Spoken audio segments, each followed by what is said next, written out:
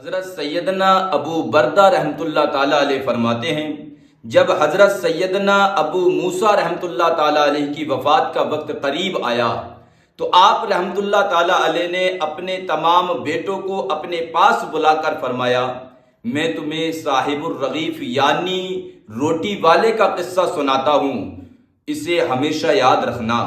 پھر فرمایا، ایک عابد شخص اپنی جھوپڑی میں لوگوں سے الگ تھلگ عبادت کیا کرتا تھا۔ وہ 70 سال تک اسی جھوپڑی میں رہا۔ اس عرصے میں کبھی بھی اس نے عبادت کو ترک نہ کیا اور نہ ہی کبھی اپنی جھوپڑی سے باہر آیا۔ پھر ایک دن وہ جھوپڑی سے باہر آیا تو اسے شیطان نے ایک عورت کے فتنے میں مبتلا کر دیا اور وہ 7 دن یا 7 راتیں اسی عورت کے ساتھ رہا۔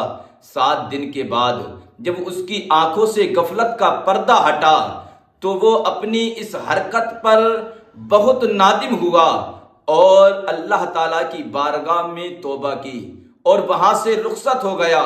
وہ اپنے اس فعل پر بہت نادم تھا۔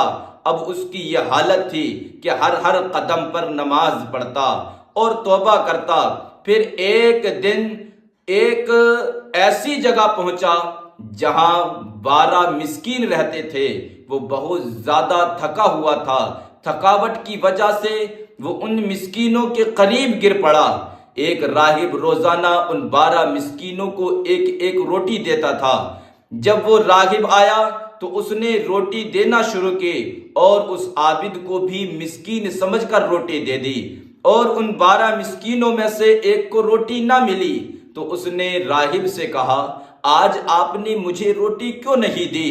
راہب نے جب یہ سنا تو کہا، میں تو 12 کی 12 روٹیاں تقسیم کر چکا ہوں۔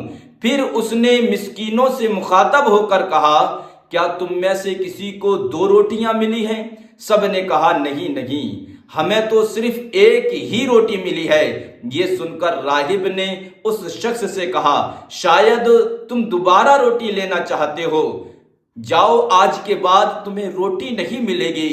جب اس عابد نے یہ سنا تو اسے اس مسکین پر بڑا ترس آیا اور اس نے اپنے حصے کی روٹی اس مسکین کو دے دی اور خود بھوکا رہا، اور اسی حال میں اس کا انتقال ہو گیا۔